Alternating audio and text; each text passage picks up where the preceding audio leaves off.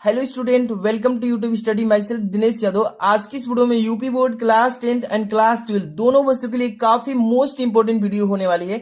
इस वीडियो में बताएंगे कि बोर्ड एग्जाम में कॉपी कैसे लिखना है ताकि फुल नंबर में फुल नंबर मिल जाए और सभी बच्चों में आपकी कॉपी जो है सुंदर दिखे। तो आज की वीडियो काफी मोस्ट इंपोर्टेंट है। बताएंगे कि बोर्ड एग्जाम में किस पेन से और किस मतलब कि स्केच से आप हेडिंग डालेंगे तो बहुत ही अच्छा रहेगा और कौन सा यूज नहीं करना है। ये वीडियो काफी इंपॉर्टेंट है। एक नंबर क्वेश्चन से देख लीजिए, एक नंबर से लेकर के और आखिरी का जो क्वेश्चन होता है वहां तक सिखाएंगे कि एक एक क्वेश्चन को आपको कैसे बोर्ड एग्जाम में लिखना है। ये वीडियो काफी मोस्ट इंपॉर्टेंट है, अंत तक बस देखते रहिए, लाइक कर देना। देखिए, सबसे पहले नंबर क्लास 10th के बच्चे हो या क्लास 12 के, दोनों के लिए हेल्पफुल वीडियो है। यहाँ पर देखिए, सबसे पहले नंबर यहाँ पे देखिए स्केच से हम यहाँ पे हेडिंग डाले हैं। ठीक है, स्केच है, स्केच से जैसे कि खंड क लिखे हैं। यहाँ पे क्लास 12 के बच्चों के लिए 2 खंड में हिंदी का पेपर आएगा। ठीक है, तो यहाँ पे देखिए खंड डाल देंगे, पहले खंड क। इस तरीके से अगर आप ब्लैक पेन का यूज करते हैं तो ब्लैक पेन का भी यूज से लिख सकते हैं, या बोर्ड एग्जाम में इस स्केच का भी यूज कर सकते हैं। देखिए कैसे, जैसे इसमें लिख लीजिए खंड क लिखेंगे, क्योंकि खंड क का पहले क्वेश्चन करेंगे, खंड वाइज करना है। एक भी क्वेश्चन खंड क का ख में नहीं करना है और न ही खंड क का क्वेश्चन क में करना है, खंड वाइज करना है। समझिए, एक एक चीज आपके लिए काफी मोस्ट है। यहाँ पर देखिए, जैसे खंड क लिख दिए हैं तो इधर देखेंगे कि मतलब कि इसका फिगर आ रहा है कि नहीं। अभी बैकग्राउंड दिखाता हूँ फिर समझाता हूँ। तो देखिए बैकग्राउंड इसका इस तरीके से थोड़ा कम आ रहा है, तो हेडिंग जहां पर लगाना है वहां पे थोड़ा कम आ रहा है, यूज कर सकते हैं। क्योंकि बोर्ड एग्जाम की जो कॉपी होती है थोड़ा मोटी होती है और बहुत ही अच्छी होती है, तो यूज कर सकते हैं, कोई भी डाउट नहीं। क्योंकि मैं भी यूज करके ही इसका मैं अपना बोर्ड एग्जाम स्केच से ही दिया था, बहुत ही अच्छा नंबर अचीव हुआ था। तो यहाँ पर देखिए प्रश्नोत्तर संख्या पहला इस तरीके से डालेंगे, और अच्छा लगने के लिए अगर टाइम मिलता है तो अंडरलाइन कर दीजिएगा। ओके, यहाँ पे चीजें समझते चलिए। और देखिए, जैसे कि आपको पहला क्वेश्चन करना है तो 5 बहुविकल्पी आएगा पहला का।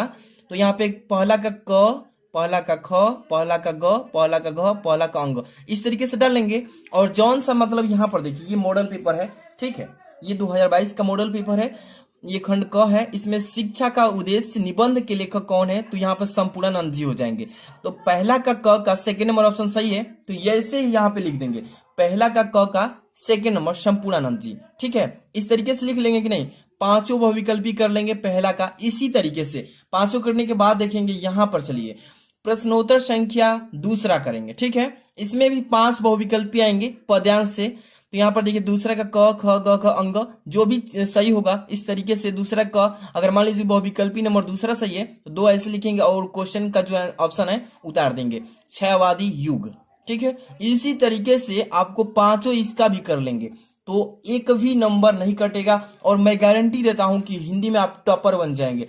इसके बाद अब चलिए क्वेश्चन नंबर 3 को कैसे करना है। एक एक क्वेश्चन को समझ लीजिए, काफी मोस्ट इंपॉर्टेंट टाइम देकर मैं बना रहा हूं, वीडियो को जरूर लाइक करना है। ठीक है, देखिए प्रश्नोत्तर संख्या 3, प्रश्नोत्तर संख्या जो आता है 3, ये आता है आपका गद्यांश से। ठीक है, तो गद्यांश जो भी प्रश्न आप कर रहे हैं तो उसमें एक देखिए संकेत डालेंगे तो बहुत ही बेस्ट रहेगा। संकेत डालने का मतलब मैं क्या कह रहा हूं आपको समझा दूं। देखिए, मान लीजिए कि पेपर है, ठीक है, ये पेपर है, ये गद्यांश है। रविंद्रनाथ ने इस भारतवर्ष को महामानव समुद्र कहा है। तो संकेत इसलिए मैं कह रहा हूं कि अथवा में भी क्वेश्चन आता है और मेन क्वेश्चन आता है। तो संकेत में शुरू से 2-3 वर्ड उठाएंगे और लास्ट से 2-3 वर्ड उठाएंगे, डाट डाट करके लिख देंगे। वही चीज मैं यहाँ पे समझाया हूं, लिख देते हैं तो एग्जामिनर समझ जाएगा कि बच्चा कौन सा इसमें मतलब गद्यांश किया है सॉल्यूशन। ठीक है, धरती माता की डॉट डॉट लास्ट में जांच पड़ताल आवश्यक है। इस तरीके से संदर्भ डालेंगे हेडिंग। ठीक है, और यहाँ पर देखिए संदर्भ डालेंगे, प्रस्तुत गद्यांश हमारी पाठ्य पुस्तक के गद्य भाग में संकलित एवं भारतीय संस्कृत के अध्येता वासुदेव शरण अग्रवाल द्वारा लिखित राष्ट्र का स्वरूप शीर्षक निबंध से अवतरित है। तो इसमें देखिए मैंने ब्लैक पेन का भी यूज किया है और आप लोग को बताने के लिए ही पढ़ा है। देखिए जहां पे गद्य गरिमा है भाग, इसको आप ब्लैक से लिखिएगा। यहाँ पे जो राइटर है इस चैप्टर के, उनका भी नाम ब्लैक पेन से लिख लीजिएगा। ठीक है, यहाँ पर चैप्टर जो है आपका राष्ट्र का स्वरूप, इसको भी ब्लैक से। ठीक है, अच्छा दिखने के लिए, और सबसे अच्छा रहेगा तो फुल में फुल नंबर भी मिलेगा। इसी तरीके से जितने भी इससे रिलेटेड क्वेश्चन हैं गद्यांश से नंबर डालकर अच्छे से कर लेना है। इसके बाद हम 4 नंबर क्वेश्चन को समझाते हैं कि आपको ऐसे ही बोर्ड एग्जाम में लिखना है। अब देखिए प्रश्नोत्तर संख्या 4 करेंगे, ठीक है। इसमें भी ये पद्यांश से आता है, वो गद्यांश था 3 नंबर, ये 4 नंबर पद्यांश है। इसका भी संकेत ऐसे डाल लीजिएगा, जैसे लज्जाशील पथिक, महिला डॉट डॉट करके, और आखिरी मतलब लास्ट का मलानताएं मिटाना, इतना डालेंगे। इसके बाद इस चैप्टर का पूछता है कि संदर्भ लिखिए, संदर्भ लिख दीजिए, या पूछेगा कि शीर्षक का नाम, लेखक का नाम, तो वो भी लिख सकते हैं या संदर्भ भी लिख सकते हैं, दोनों में से कोई लिखेंगे, आपको 2 नंबर फिक्स है। जैसे कि प्रस्तुत पद महाकाव्य अयोध्या सिंह उपाध्याय हरिओ द्वारा प्रिय प्रवास से हमारी पाठ्य पुस्तक के पद भाग में संकलित पवन दूती का शीर्षक काव्य से उद्गृत है, ठीक है। तो इसमें चैप्टर का जो राइटर है, इसका नाम ब्लैक पेन से, यहाँ प्रिय प्रवास जो है, इसमें जो भी इंपॉर्टेंट है, नाम, लेखक, चैप्टर का नाम, किस भाग से लिया गया है, ब्लैक पेन से डाल देंगे। समझ में आ रहा है ना? इसी तरीके से करना है। और जो बच्चे अगर स्केच से नहीं हेडिंग डालना चाहते हैं, ब्लैक पेन इसी तरीके का, इसी पेन में ब्लैक पेन भी आता है, ठीक है, तो उससे लिख सकते हैं हेडिंग। और ऐसे जो नॉर्मल पेन है, जिस पेन से आपकी हैबिट है, अच्छा लिख पाते हैं, उसी को यूज कीजिएगा बोर्ड एग्जाम में, ठीक है।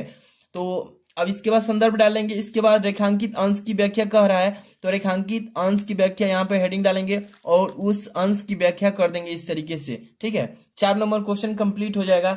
अब चलते हैं 5 नंबर क्वेश्चन पे। ये 4 नंबर का ही है क्वेश्चन का आंसर। यहाँ पे आते हैं 5वां नंबर। 5वां का देखिए, 5 का क भी आएगा, 5 का ख भी आएगा, ठीक है। 2 क्वेश्चन आते हैं। तो 5 का क जो है प्रश्नोत्तर संख्या 5 का क, और यहाँ पे 5 का क ये लेखक का जीवन परिचय लिखने के लिए आता है और साहित्यिक परिचय भी लिखने के लिए आता है। तो लेखक का जीवन परिचय लिखेंगे तो 3 नंबर मिलेगा, और साहित्यिक परिचय देते हैं तो 2 नंबर, यानी टोटल 5 नंबर अचीव कर पाएंगे केवल लेखक के जीवन परिचय से। जैसे कि यहाँ पर देखिए प्रश्नोत्तर संख्या 5 का क डालेंगे, और मान लीजिए कि ऑप्शन नंबर दे देगा, तो वहां पे दूसरा नंबर मान लीजिए कि ऑप्शन में ये है, आपको याद है 3 का लिखना है, तो 2 नंबर ऑप्शन यहाँ पे लिख लेंगे। और किसके बारे में लिख रहे हैं जीवन परिचय, उनका सबसे ऊपर हेडिंग डाल लेंगे ब्लैक पेन से। जैसे कि डॉक्टर हजारी प्रसाद द्विवेदी जी का जीवन परिचय लिखना है आपको, तो सबसे पहले नाम ऊपर लिखेंगे, जीवन परिचय हेडिंग बना लेंगे अच्छे से। और इस जीवन परिचय को लिखना है, कहाँ पे ब्लैक पेन का यूज कर देना है, कहाँ पे ब्लू का, यही ध्यान रखना है। जैसे कि आचार्य हजारी प्रसाद द्विवेदी जी का जन्म सन 1907 ईस्वी को बलिया जिले के दुबे के छपरा ग्राम में हुआ था, ये तो आपको याद ही होगा। तो इस तरीके से देखिए सन जो है उनका जन्म कब हुआ था, ये सन ब्लैक पेन से लिख लेना है, ताकि इस पर जो है ध्यान पहले आकर्षित हो, ठीक है। अब देखिए उनका जो मृत्यु का सन है, ये सन 1979 ईस्वी में हुआ था, तो ये भी ब्लैक पेन से एग्जाम में लिखिएगा, तो ध्यान रखिएगा एक एक चीज को जो मैं बता रहा हूं, ऐसे लिख लेंगे जीवन परिचय। अब देखिए साहित्यिक परिचय में आइए, साहित्यिक परिचय कैसे लिखेंगे। साहित्यिक परिचय आचार्य हजारी प्रसाद द्विवेदी जी का हिंदी साहित्य के अंतर्गत आलोचना तथा निबंध के क्षेत्र में, तो मतलब इस तरीके से लिख लेंगे, ठीक है। जो मैं चीजें बता रहा हूँ, ये सन जो है ये ब्लैक पेन से लिखना है, यहाँ पे ब्लू यूज किया हूं मैं, बट आपको समझा रहा हूं, इसको आप ब्लैक से लिखिएगा, ठीक है, एग्जाम में। तो ये 5 का क है, और इसके बाद 5 का ख देखेंगे, ये कैसे उसको भी लिखना है। कृतिया भी लिख लेंगे 5 के क, ये लेखक का कृतिया जो है, जो जिसके बारे में अभी आपने लिखा है, उसकी कृतिया भी लिखना है, ताकि फुल में फुल नंबर मिले। अब चलते हैं 5 के ख पे। देखिए यहाँ पे ये है 5 का ख, यहाँ पे थोड़ा सा मिट गया है हमसे ही। 5 का ख प्रश्नोत्तर संख्या 5 के ख, ऐसे हेडिंग बना लेना है। अब देखिए, अब ये है कवि का जीवन परिचय, 5 का ख में आएगा कवि का जीवन परिचय। अब 5 के क जो किए हैं उसमें आया था लेखक का जीवन परिचय। तो मैथिली शरण गुप्त जी के बारे में आपका जीवन परिचय लिखना है, तो हेडिंग बना लेंगे सबसे ऊपर टॉप में, इनके बारे में जीवन परिचय हेडिंग डालेंगे। और जैसे जैसे मैंने वो लेखक का बताया है, सेम इसमें भी वैसे ही लिखना है। मैथिली शरण गुप्त जी का जन्म सनवत 1943 विद्वान सन 1886 ईस्वी में चीरगांव में हुआ था। तो मेन चीजें जो मैं बता रहा हूं कि आपको ये फंडा अपनाना है, बोर्ड एग्जाम में ऐसे ही लिखना है। एक भी गारंटी बोल रहा हूं कि एक भी नंबर नहीं कटेगा, आपका फुल में फुल नंबर देता जाएगा एग्जामिनर, ठीक है। तो इस तरीके से आपको जीवन परिचय लिख लेना है। इसके बाद देखिए साहित्यिक परिचय भी उनका देना है, तो यहाँ पे लिख लेना है। देखिए इसी तरीके से जैसे मैंने हेडिंग बना करके बताया है, इसी तरीके से लिखिएगा, ओके, एक भी नंबर नहीं कटेगा। 5 का ख हो गया। अब चलते हैं यहाँ पे 6 नंबर। ये अभी 5 का ख का ही क्वेश्चन है। रचना है, संकेत है, भारत भारतीय साहित्य में स्थान उन्हीं का है, मैथिली शरण गुप्त जी का। इसके बाद आते हैं 6 नंबर क्वेश्चन पे, ठीक है। अब देखिए 6 नंबर क्वेश्चन क्या बोलता है। प्रश्नोत्तर संख्या 6 लिख लेंगे, ठीक है। ये खंड काव्य से क्वेश्चन आता है, हर एक जिले का बच्चों का अलग अलग आता है। किस जिले से आप आए कमेंट कीजिए, उसके अकॉर्डिंग मैं आईएमपी क्वेश्चन बता दूंगा। जैसे कि बहादुर के प्रमुख पात्र, बहादुर की चरित्र चित्रण करने के लिए आएगा, ठीक है। पंचलाइड पर भी आता है, ठीक है। तो मतलब कि जो इंपॉर्टेंट है आप तैयार करके रखिएगा, ठीक है। और कैसे लिखना है 6 नंबर क्वेश्चन का, बहादुर के प्रमुख पात्र, बहादुर की चरित्र चित्रण पर इसका, तो ऐसे डालेना, अमरकांत जी द्वारा लिखित कहानी बहादुर का प्रमुख पात्र बहादुर है, जिसकी शारीरिक विशेषताएं, शारीरिक मतलब 4 विशेषता है, छल कपट रहित, परिश्रमी, हंसमुख एवं मृदुभाषी, सहनशील, ईमानदार एवं सच्चे हृदय। मतलब इनके हेडिंग डाल डाल करके इनके बारे में लिख देना है अच्छे से, इसीलिए दिखा रहा हूं कि ऐसे लिखना है ना। नेक्स्ट चलते हैं, यहाँ पे इन्हीं के बारे में अभी है 6 नंबर क्वेश्चन का। ये यहाँ पे आते हैं 7 नंबर क्वेश्चन, मतलब कि वो किधर गया अभी, मतलब कि 7 नंबर क्वेश्चन को छोड़ दिया हूं कि ये तो आता है मतलब स्वपठित खंड का भी, जो हर एक जिले के बच्चे का किस जिले से हैं आप उसके अकॉर्डिंग आता है, तो उसको छोड़ दिया हूं, कॉपी पे नहीं लिखा हूं, लेकिन आप किस जिले से हैं उसको प्रश्नोत्तर संख्या के साथ डालकर और उसके बारे में लिख लेना है, ठीक है। अब चलते हैं 8वां नंबर। ये जो है आपका खंड ख है। खंड क्या है, खंड ख से क्वेश्चन आएंगे, जो कि व्याकरण से ये प्रश्न पूछे जाएंगे। खंड ख डाल लेंगे। अब यही चीज मैंने बताया है, देखिए ये है आपका खंड क, खंड क के क्वेश्चन खंड क में ही करना है, ठीक है ना। ये नहीं करना है कि खंड ख का क्वेश्चन उठाकर लाना है और खंड क में कर देना है, ये गलती आपको नहीं करना है। खंड क के जितने भी प्रश्न हैं इसका उत्तर खंड क में ही दें, और खंड ख जब करें तो खंड ख का उत्तर खंड ख में देना है ना। ये आपको निर्देश में पहले ही पेपर में दे दिया जाता है, ताकि ऐसी गलती नहीं करना है। यहाँ पर देखिए खंड ख स्टार्ट करते हैं, ऐसे डाल लेंगे हेडिंग, प्रश्नोत्तर संख्या 8 का क करेंगे। तो इसमें देखिए ये संस्कृत से आपका गद्यांश दिया जाता है बोर्ड एग्जाम में, इसका क्या क्या लिखना होता है अभी देखिए, इसका भी संकेत डाल लीजिए। जैसे कि अपने गद्यांश का 3 नंबर क्वेश्चन का 4 नंबर पद्यांश का डाले थे, सेम वैसे इसका भी डालना है। देखिए संकेत में महामना विद्वान, भारत जो संस्कृत भारत वाला चैप्टर है संस्कृत का, उसी में से इस गद्यांश को सॉल्व किया जा रहा है। महामना विद्वान शुरू में डालेंगे डा डट करके, आखिरी में स्वभाव एवासित वाला डाल देंगे, ठीक क्लियर है इतना। इसके बाद इसका पहले संदर्भ लिखना होता है और इसका हिंदी में अनुवाद भी करना होता है, जो संस्कृत में गद्यांश दिया होता है। जैसे कि संस्कृत में संदर्भ इसका पहले लिख लेंगे संस्कृत का, जैसे कि यह गद्य खंड हमारी पाठ्य पुस्तक के संस्कृत भाग, देखिए यहाँ पे ब्लैक पेन यूज कर देना है। किस भाग से लिया गया है, तो संस्कृत भाग से। संस्कृत भाग में संकलित कौन से चैप्टर से, महामना मालवीय, महामना मालवीय चैप्टर से लिया गया है, यानी कि नामक पाठ से लिया गया है। ऐसे ही आपको अच्छे से लिखना है। इसके बाद इसका संस्कृत का अनुवाद करना है हिंदी में, तो अनुवाद हेडिंग डाल लेंगे ऐसे ही लिखना है पेपर में, ठीक। महामना विद्वान, वक्ता, धार्मिक नेता एवं कुशल पत्रकार थे, किंतु इनका सर्वोच्च गुण जनसेवा ही था। जहां कहीं भी ये लोगों की दुनिया, मतलब आपको ऐसे लिख लेना है, ठीक है। ऐसे ही कॉपी अपना हिंदी के लिखना है। इंग्लिश की भी मैं बता दिया हूं, इंग्लिश के बाद साइंस का बताना रह गया है, केमिस्ट्री फिजिक्स का रह गया है, वो भी हम बताएंगे बहुत जल्दी ही। यहाँ पे देखिए खंड प्रश्नोत्तर संख्या आप चलेंगे 8 का ख पे, ध्यान से देखते चलिए, एक एक क्वेश्चन आपके लिए इंपॉर्टेंट है, ठीक है। प्रश्नोत्तर संख्या 8 का ख कैसे देना है, ये पद्यांश, संस्कृत का पद्यांश से क्वेश्चन पूछा जाता है। संस्कृत का पद्यांश में जैसे कि दे दिया है पद्यांश, संकेत डालेंगे नमे रोचते डॉट डॉट कुद्दो भविष्यति, ऐसे डालेंगे। एक एक चीज समझ लीजिए ताकि बोर्ड एग्जाम में पूछना ना पड़े, दिक्कत भी ना हो। यहाँ पे देखिए इसका संस्कृत में संदर्भ, इसका पूरा संस्कृत का संदर्भ लिखिए। जैसे कि नमो रोचते वाला का पद्यांश का, प्रस्तुत श्लोक हमारी पाठ्य पुस्तक के संस्कृत भाग में संकलित जातक कथा नामक पाठ से उलुक जातकम वाला शीर्षक से उद्गृत है, ठीक है। इस तरीके से लिख लेना है। इसके बाद चलते हैं अनुवाद, इसका अनुवाद लिख ही लेंगे आप, ऐसे ही चीजें समझते चलिए। अब यहां से चलते हैं प्रश्नोत्तर संख्या 9। अब इसमें क्या आता है, देखिए प्रश्नोत्तर संख्या जो आता है आपका, जैसे कि दाल में काला होना, ये क्या है आप पढ़े होंगे, मुहावरा लोकोक्तिया, वही चीज है, ठीक है। चार दे दिया गया ऑप्शन दे रहेगा, मतलब दिया रहेगा। मुहावरा एवं लोकोक्तियों में से किसी एक को सॉल्व करना होता है, वाक्य में प्रयोग करना होता है। यहाँ पर जैसे कि दाल में काला होना, इसका आप मुहावरा लिख रहे हैं तो यहाँ पर देखिए दाल में काला काला होना, मान लीजिए कि तीसरा नंबर ऑप्शन पे है तो 3 नंबर डालेंगे और तीसरा आपको आ रहा है 3 नंबर डाल के, और यहाँ पे दाल में काला होना का वाक्य में प्रयोग कर दीजिएगा। यानी कि तुम रात भर सड़कों पर इधर उधर घूमते रहते हो, जरूर कुछ दाल में काला है, तो इसका वाक्य में प्रयोग ऐसे ही करते हैं, ऐसे ही बोर्ड एग्जाम में लिखना है। अब 9 नंबर क्वेश्चन कंप्लीट हो गया। इसके बाद ही चलते हैं 9 के बाद 10 पर, ठीक है। प्रश्नोत्तर संख्या 10, इसमें देखिए क्या लिखा है।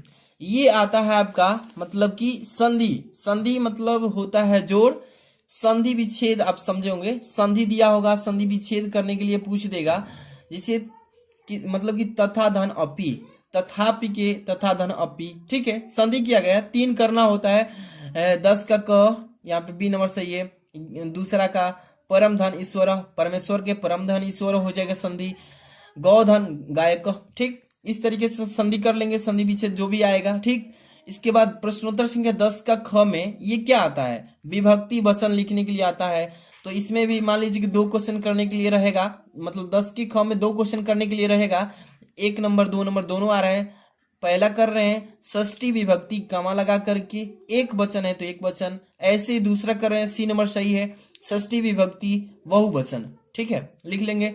इसके बाद चलिए प्रश्नोत्तर संख्या 11 में 10 का कंप्लीट हुआ मान लीजिए, तो यहाँ नहीं सॉरी ये है 11 का फर्स्ट नंबर। इसमें आपको आता है शब्द का मतलब शब्द का अर्थ लिखने के लिए, जिसे वस्त्र और आदत, वस्त्र और आदत सही हो गया। मतलब कि पेपर जब सामने रहेगा ना तभी समझ पाएंगे आप। तो ये पेपर है, इसको दिखा देता हूं, ऐसे इसमें भी है, देख लीजिए 10 का। तो ये रहा, यहाँ से 11 नंबर कर रहे हैं ना, तो यहाँ पे समझा देते हैं, ठीक है। जैसे कि यहाँ पे लिखा है 11 का क, निम्नलिखित शब्द युग्म में से सही अर्थ चयन करके लिखिए। जैसे कि कुल, कुल लिखा है ना, कुल कुल, इसमें सही शब्द क्या है, वंश और किनारा, वही चीज यहाँ पर है। यहाँ पर देखिए मतलब कि वस्त्र और आदत, ठीक है। 11 नंबर का फर्स्ट हो गया। अब चलते हैं 11 का सेकंड पे। 11 का सेकंड नंबर में क्या आता है, मतलब 2 चीज दिया होता है, एक 2 उसमें से करना होता है। देखिए एक ऊपर हो गया, एक नीचे दिया, अम्बुज और अम्बद का, तो ये हो जाएगा कमल और बादल, ठीक है। तो यही चीज ऐसे ही 2 करना होता है, तो दोनों को हल किया गया है। इसी तरीके से हेडिंग डाल डाल करके 11 का ख, ऐसे यहाँ पे मतलब कि ये एक शब्द का मतलब अंबर का पर्यायवाची बताना है, अंबर का आकाश वस्त्र एक का देना होता है। तो यही चीजें लिखे हैं। प्रश्नोत्तर संख्या ग में नेत्र सम्मुख, इसका अर्थ बताना है। जैसे कि यहाँ पर दिखाता हूँ 11 का ग, ये पेपर है ना, निम्नलिखित वाक्यों के लिए एक शब्द का चयन करके लिखना है। जो पहले कभी न हुआ हो उसको अभूतपूर्व कहते हैं। अभूतपूर्व वही चीज है, नेत्र सम्मुख, जिज्ञासु, जो जिसे जानने की इच्छा हो जिज्ञासु बोलते हैं, वही चीज है। यहाँ पे प्रश्नोत्तर संख्या 11 का घ, ये शुद्ध वाक्य करने के लिए एक अशुद्ध दे देगा और उसको आपको शुद्ध करके पेपर में से अपनी कॉपी में लिखना होता है। तो ऐसे तुम कुर्सी पर बैठे हो, तुम कुर्सी में बैठे हो दिया होगा, इसको शुद्ध करके लिखा गया है, ऐसे ही आपको भी लिख लेना है। इसके बाद चलते हैं 11 का घ हो गया। अब यहाँ पे 12 नंबर जो आता है आपका, बता देता हूँ। 12 नंबर जो आता है ना, उसमें आपको निबंध लिखने के लिए आता है, किस टॉपिक पे पत्र लिखन भी आता है 12 नंबर। 13 नंबर निबंध आता है। इसी तरीके से आपको मैं बहुत सारी वीडियो भी बना दिया हूँ कि निबंध कैसे लिखना है, पत्र कैसे लिखना है, सब कुछ बता दिया हूँ। तो आपको अगर वीडियो पसंद आई तो लाइक शेयर कर देना, चैनल को सब्सक्राइब कर लीजिएगा। अगर इसका पीडीएफ भी चाहिए आपको इस कॉपी की, तो वीडियो के डिस्क्रिप्शन में टेलीग्राम का लिंक दे दिया हूँ, जाकर के ज्वाइन हो जाइए, वहीं पे आपको सेंड कर देंगे। मिलते हैं नेक्स्ट वीडियो में। Thanks for watching.